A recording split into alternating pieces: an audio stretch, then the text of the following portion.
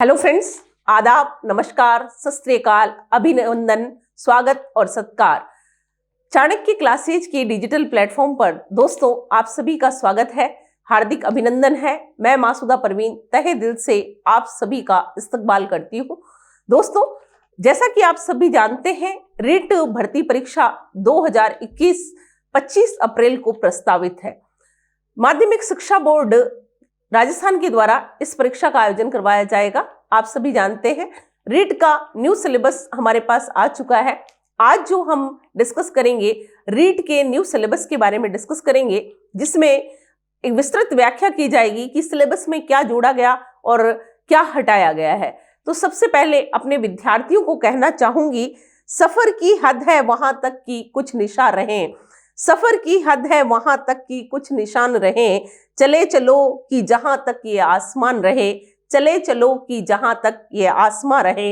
ये क्या उठाए कदम और आ गई मंजिल, ये क्या उठाए कदम और आ गई मंजिल, मजा तो तब है कि पैरों में कुछ थकान रहे। रीट के विद्यार्थियों में बहुत ज्यादा जोश देखने को मिल रहा है। लंबे समय इंतजार करने के बाद जो है राजस्थान अध्यापक पात्रता परीक्षा का जो है आयोजन करवाया जा रहा है। तो सबसे पहले दोस्तों आपको बताना चाहूंगी, रीट के मेरे जितने भी विद्यार्थी हैं उनके लिए, कि इस परीक्षा में क्या क्या बदलाव किया गया है।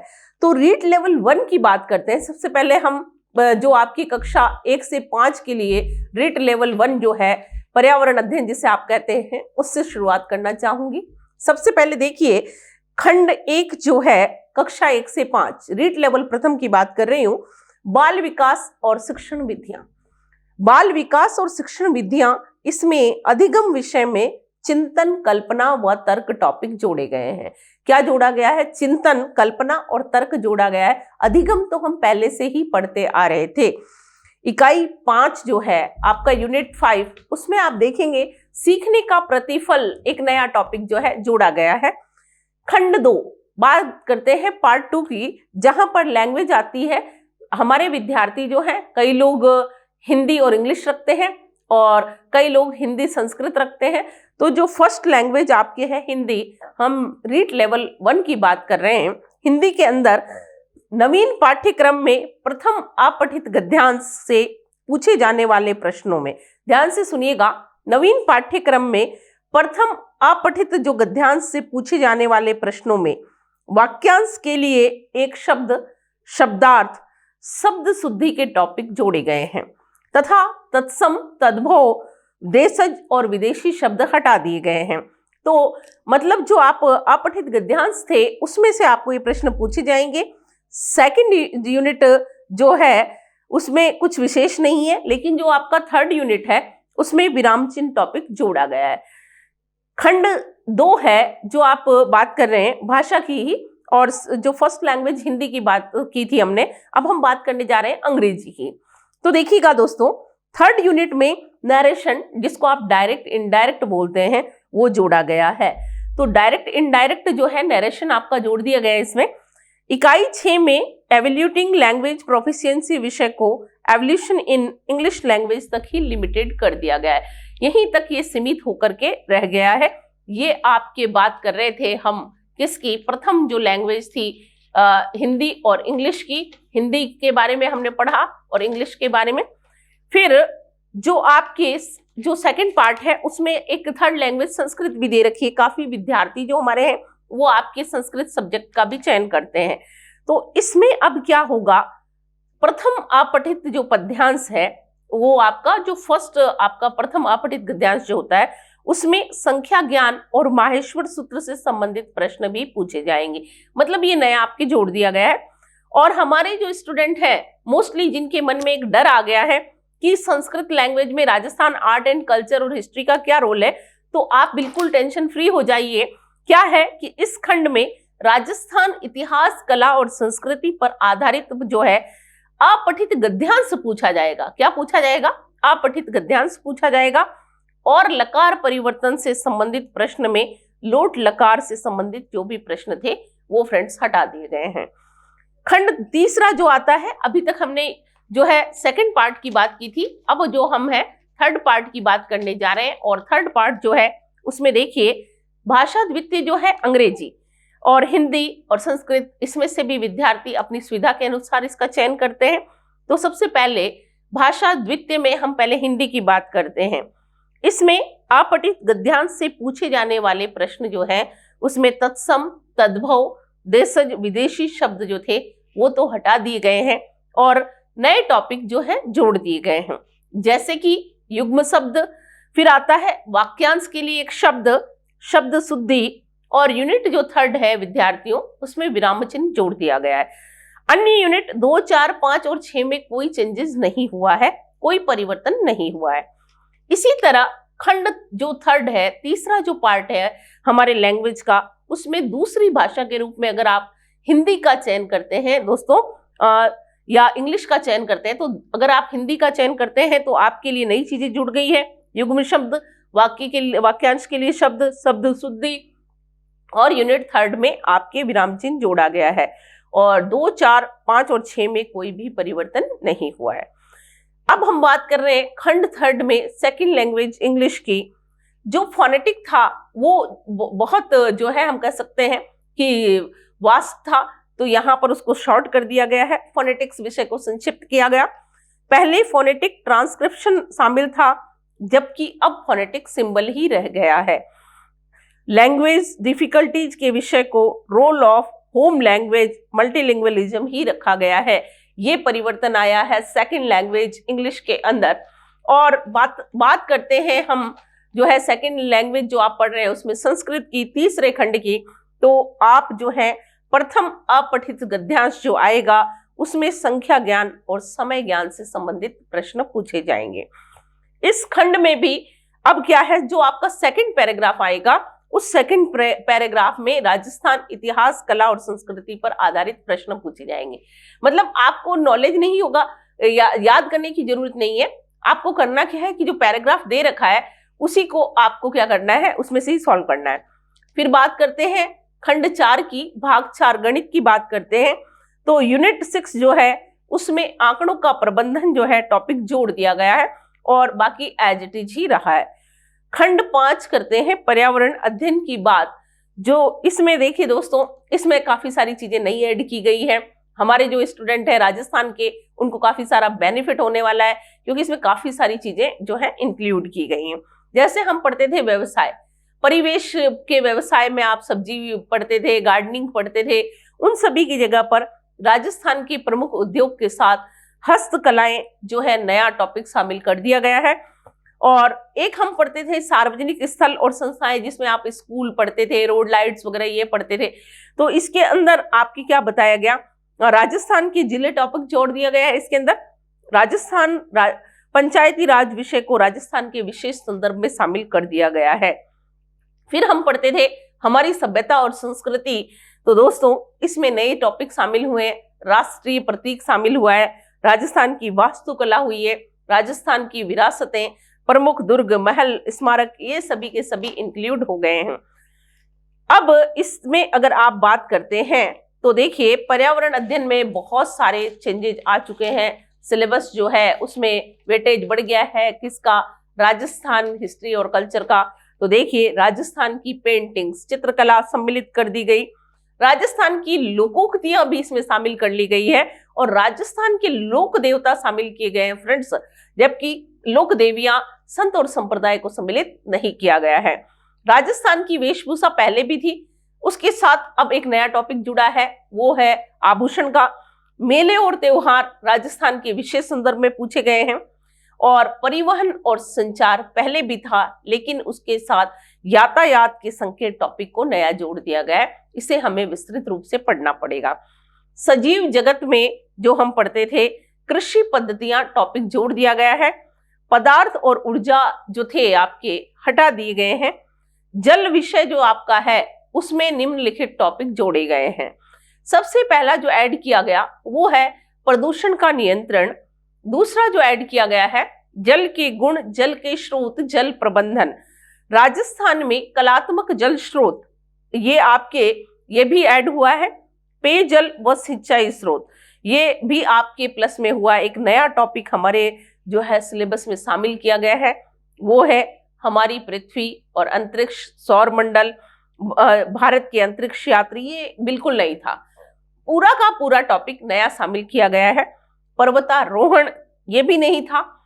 पर्वतारोहण में क्या क्या कठिनाइयां आती हैं, कौन कौन से औजार का प्रयोग करते हैं, महिला पर्वतारोही जो है, ये नया टॉपिक आपके ऐड किया गया है।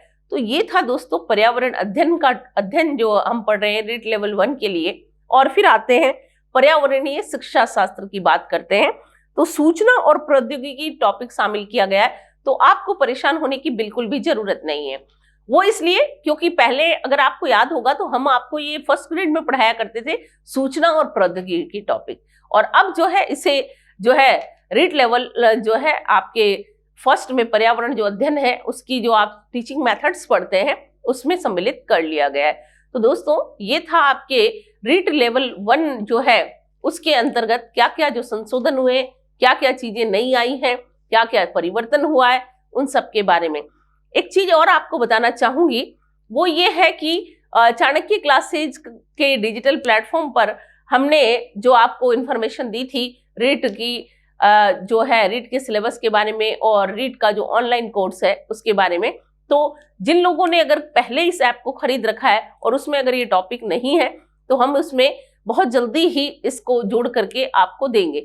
तो आप इसके लिए बिल्कुल भी निश्चिंत रहिए। काफी विद्यार्थियों की क्वेरीज आ रही है कि ये जो नए टॉपिक आप ऐड किए गए हैं वो हम कैसे पढ़ेंगे, उसका कंटेंट कैसे मिलेगा। तो हमारा ये प्रयास रहेगा दोस्तों कि हम अपने विद्यार्थियों को जो नया ऐड किया गया है सिलेबस वो पूरा कंटेंट उन तक पहुंचा सकें और वो लोग इसका लाभ उठा सकें। आप लोग जो हमारे संस्थान के साथ जुड़े हुए हैं, हमारे पूर्व विद्यार्थी और आने वाले टाइम में जो नए विद्यार्थी हमसे जुड़ रहे हैं, उन सभी से रिक्वेस्ट है कि वो क्या करें, ज़्यादा से ज़्यादा हमारे ऑनलाइन कोर्सेज को देखें। उनको समझ सामग्री वहाँ पर मिलेगी, वो उसे परचेज करें और अपनी जो है सफलता को निश्चित करें। देखिए सोचने से कभी जो है मंजिल नहीं मिलती है, मेहनत करनी पड़ती है। मेहनत आप करेंगे तो निश्चित रूप से सफल होंगे। एक बहुत बड़ी भर्ती है रीट, काफी सारे विद्यार्थियों की आशाएं इस भर्ती से जुड़ी है लंबे समय से। बहुत सारे विद्यार्थी लगातार तैयारी में भी जुड़े रहे हैं। तो अपने विद्यार्थियों को इतना ही कहना चाहूंगी कि रख हौसला, वो मंजर भी आएगा, प्यासे के पास चल के समंदर भी आएगा, मंजिल भी मिलेगी दोस्तों और मिलने का मजा भी आएगा। तो लगातार अपनी कोशिश जारी रखिए, हार्ड वर्क करते रहिए, सफलता आपको मिलेगी। हम सदैव आपके लिए तैयार हैं, आपको गाइडलाइंस देने के लिए हमारी जो टीम है वो आपके साथ सदैव जुड़ी हुई है। तो ये था दोस्तों डिस्कशन जो था या जो हमने डिस्कस किया, ये सिलेबस था रीट लेवल 1 का। अब जो है हम बात करेंगे रीट लेवल 2 के लिए जो सिलेबस है उसमें क्या परिवर्तन किए गए हैं। तो देखिएगा, रीट लेवल 2 की अगर हम बात करते हैं तो बाल विकास और शिक्षण विद्या, सबसे पहला जो पार्ट 1 है उसकी मैं बात कर रही हूं। इसमें है पूर्व में अधिगम के सिद्धांत, यानी पहले अधिगम के सिद्धांत दिए हुए थे, व्यवहारवाद, गैस्टाल्टवाद, बांडुरा और प्याजे, ये सभी शामिल थे। जबकि अब क्या है, बांडुरा और प्याजे को तो कर दिया गया है शॉर्ट और उसकी जगह संज्ञानवाद और निर्मितिवाद को इंक्लूड किया गया है, यानी शामिल किया गया है। अधिगम विषय में चिंतन, कल्पना व तर्क टॉपिक शामिल किए गए हैं। अधिगम पहले भी हम पढ़ रहे थे लेकिन उसमें चिंतन, कल्पना और तर्क को सम्मिलित किया गया और इकाई 5 जो है उसमें सीखने का जो प्रतिफल है विषय जोड़ा गया है। अब जो है हम बात करते हैं खंड 2 की।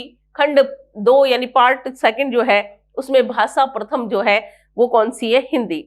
नवीन पाठ्यक्रम में प्रथम अपठित गद्यांश से पूछे जाने वाले प्रश्नों में वाक्यांश के लिए एक शब्द शुद्धि के टॉपिक जोड़े गए हैं। नवीन पाठ्यक्रम में जो आपको सेकंड अपठित गद्यांश मिलता है उसमें पूछे जाने वाले प्रश्नों में राजस्थानी शब्दों के हिंदी रूप के प्रश्न भी पूछे जाएंगे, यानी जो राजस्थानी भाषा के शब्द है उसका हिंदी अर्थ आपको बताना पड़ेगा। जबकि ऊपर हमने पढ़ा कि जो पहला अपठित गद्यांश था उसमें वाक्यांश के लिए एक शब्द, यानी जिसको हम वन वर्ड बोलते हैं, वो और शब्द शुद्धि का टॉपिक जो है जोड़ा गया है। थर्ड यूनिट की अगर हम बात करते हैं तो विराम चिन्ह जो है जोड़ा गया है और यूनिट 3 में कोई चेंज नहीं हुआ है ना। उसके बाद बात करते हैं खंड 2 में भाषा प्रथम अंग्रेजी की। तो 3rd यूनिट में नरेशन जोड़ा गया है और जो आप डायरेक्ट इनडायरेक्ट नरेशन बोलते हैं उस वही आपका डायरेक्ट इनडायरेक्ट है, उसको जोड़ा गया है। बाकी का कार्यक्रम एज इट इज रहा है। फिर हम बात करते हैं पार्ट 3 की, खंड तृतीय भाषा द्वितीय हिंदी की। इसमें देखिए प्रथम अपठित गद्यांश से पूछे जाने वाले प्रश्नों में निम्नलिखित टॉपिक जोड़ दिए गए हैं। कुछ नए टॉपिक जुड़ रहे हैं दोस्तों। वर्ण विचार है, जैसे वर्ण विश्लेषण है, युग्म शब्द है, शब्दों को शब्दकोश के रूप में लिखना यानी डायरेक्टरी के फॉर्म में लिखना, ये बताना है आपको, शब्दों के मानक रूप लिखना, क्रिया विशेषण, ये सब कुछ नया इंक्लूड किया गया है। जबकि यूनिट 3 में विराम चिन्ह तथा राजस्थानी मुहावरे का अर्थ और प्रयोग जोड़ा गया है। बाकी यूनिट नंबर 2, 4, 5 और 6 में कोई चेंज नहीं हुआ है। अब बात करने जा रहे हैं यूनिट 3 की भाषा सेकंड जो है आपकी अंग्रेजी की। उसमें फोनेटिक्स को क्या कर दिया गया है, शॉर्ट कर दिया गया, संक्षिप्त कर दिया गया। फोनेटिक्स जो है अब ओनली सिंबल्स ही आपके सिलेबस में है। ये उन लोगों के लिए जिनका जो है इंग्लिश लैंग्वेज सब्जेक्ट रहा है। लैंग्वेज डिफिकल्टीज के विषय को role of home language multilingualism तक सीमित कर दिया गया है। यूनिट 3 जो है भाषा सेकंड संस्कृतम की बात करते हैं तो प्रथम अपठित गद्यांश में अब संख्या ज्ञान और समय ज्ञान से संबंधित प्रश्न पूछे जाएंगे। इस खंड में जो आपका दूसरा अपठित गद्यांश, इसमें राजस्थान, इतिहास, कला और संस्कृति पर आधारित प्रश्न पूछे जाएंगे। इस पद्यांश से पूछे जाने वाले जो प्रश्न है उसमें अलंकार और महेश्वर सूत्र से संबंधित प्रश्न भी पूछे जाएंगे। अब देखिए, ये तो दोस्तों हुआ सिलेबस आपका लैंग्वेज का, खंड द्वितीय और तृतीय की बात की हमने। अब जो है लेवल सेकंड की बात करते हैं। लेवल सेकंड जो है एसएसटी की बात कर रही हूँ। एसएसटी में जो हमारे विद्यार्थी थे, पहले हम भारतीय समाज की विशेषताएं, परिवार, विवाह, लैंगिक संवेदनशीलता, ग्रामीण जीवन, शहरीकरण पढ़ते थे, उसको हटा दिया गया है और यहाँ पर जैन धर्म और बौद्ध धर्म को जोड़ दिया गया है।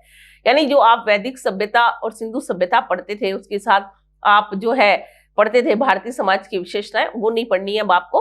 अब आपको जैन और बौद्ध धर्म पढ़ना है और महाजनपद काल पढ़ना है। दूसरा हम पढ़ते थे मौर्य साम्राज्य और गुप्त साम्राज्य, बाहरी विश्व से भारत का सांस्कृतिक संबंध। इसके स्थान पर आपको बृहत्तर भारत पढ़ना पड़ेगा।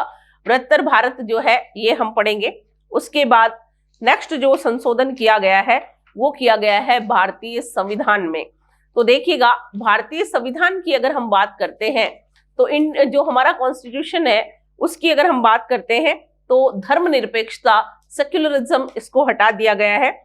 अब जो आपके ऐड किया गया है, बहुत अच्छा टॉपिक ऐड किया गया, भारतीय संविधान का निर्माण और विशेषताएं, बाल अधिकार एवं बाल संरक्षण और लोकतंत्र में निर्वाचन और मतदाता जागरूकता, सरकार का गठन और कार्य, राजस्थान के विशेष संदर्भ में जिला प्रशासन और न्याय व्यवस्था।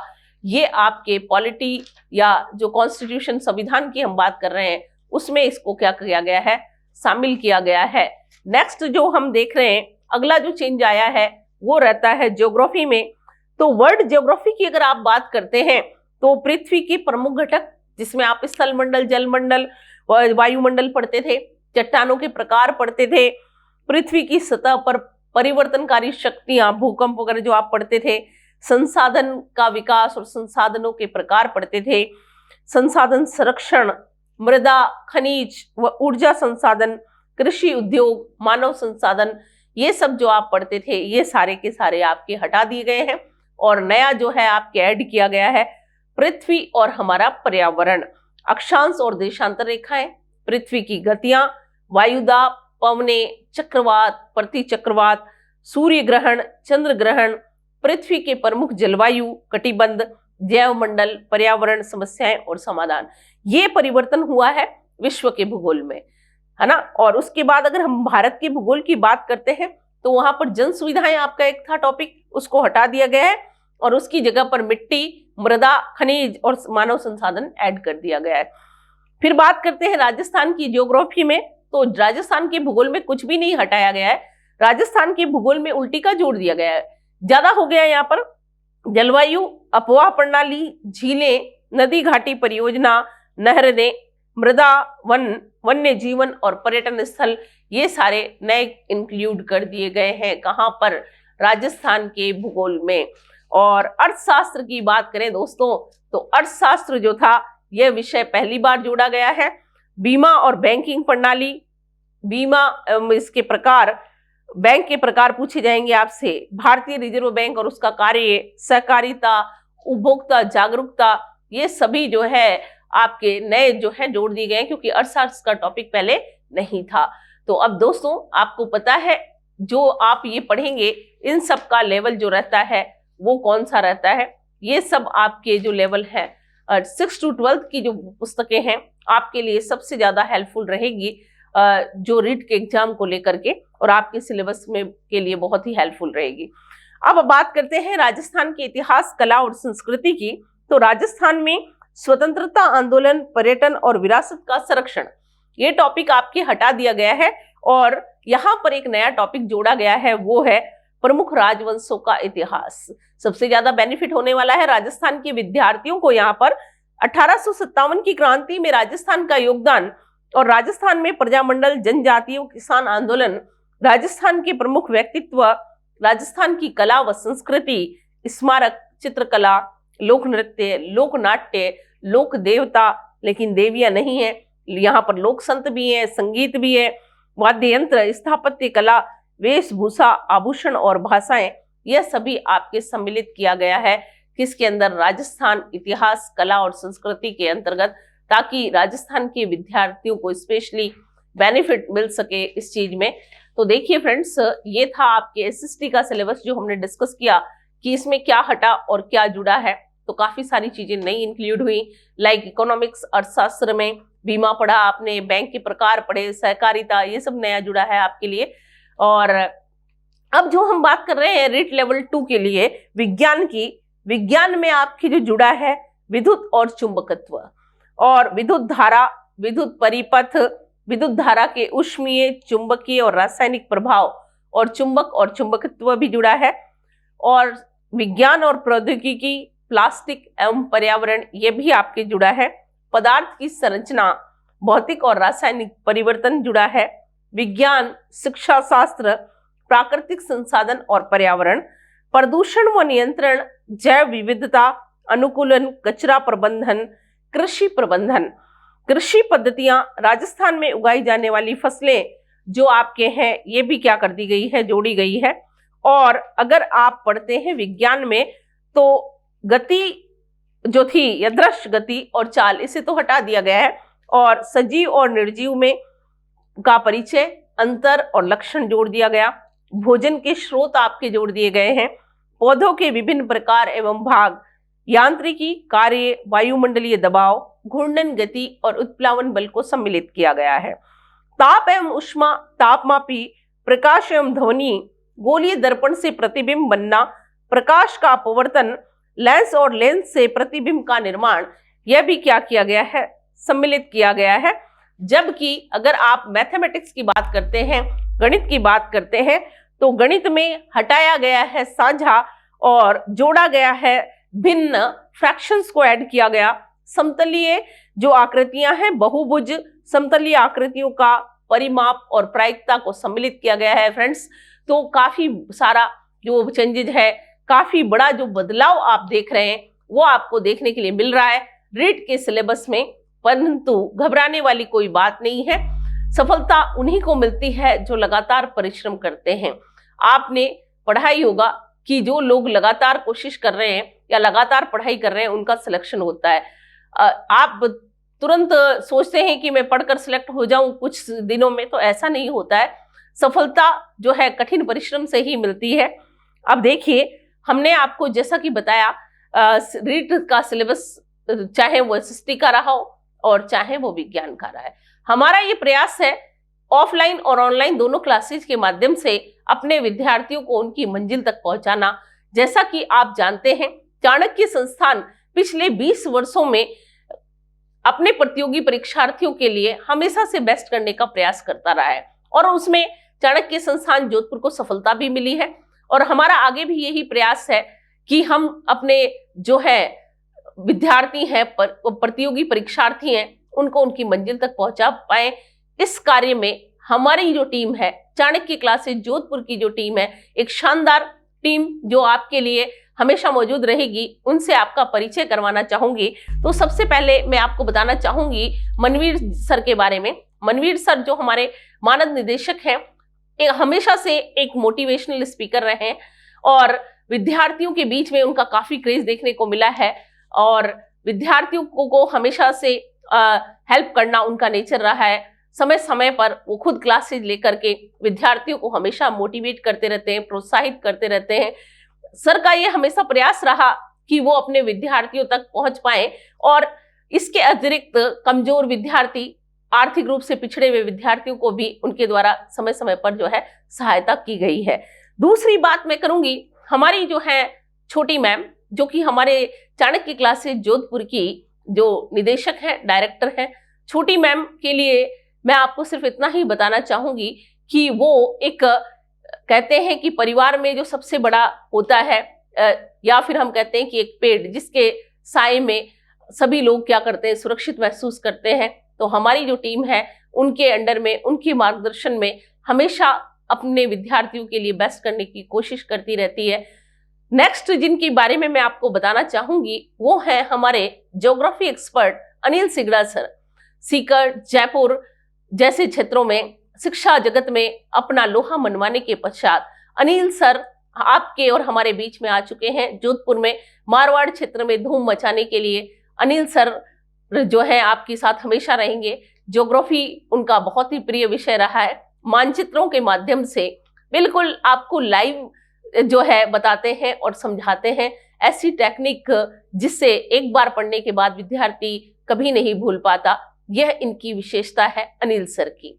राजस्थान इतिहास, कला, संस्कृति और भारतीय इतिहास की बात करी जाए तो मैं मासूदा परवीन जो आपके सामने मौजूद हूँ, मैं आपको राजस्थान इतिहास, भारतीय इतिहास, कला और संस्कृति से रूबरू करवाऊंगी। पिछले 10 वर्षों से इस फील्ड से जुड़ी हूँ और हमेशा मेरा यही प्रयास रहा है कि मैं अपने विद्यार्थियों के हित में बेहतर कर पाऊँ और विद्यार्थियों को उनकी मंजिल मिले और वो लोग जो है अपने जीवन में सफलता की बुलंदियों को छू लें। फिर हम बात करते हैं हमारे हिंदी एक्सपर्ट दीपक सिखवाल सर की। पश्चिमी राजस्थान में अपनी जो है योग्यता का लोहा मनवाया है इन्होंने। पिछले 10 वर्षों से लगातार जो है कॉम्पिटिटिव एग्जाम्स होते हैं उसमें ये अपनी सेवाएं दे रहे हैं। जोधपुर के माने हुए संस्थानों से इनका जो है जुड़ाव रहा और ये हमारे चाणक्य संस्थान से भी जुड़े हुए हैं। नेक्स्ट देखिएगा, हम बात कर रहे हैं हरी स्वामी सर की। ये जो है सीकर क्षेत्र जो आपका शेखावटी, वहां पर अपनी सफलता का लोहा मनवा चुके हैं।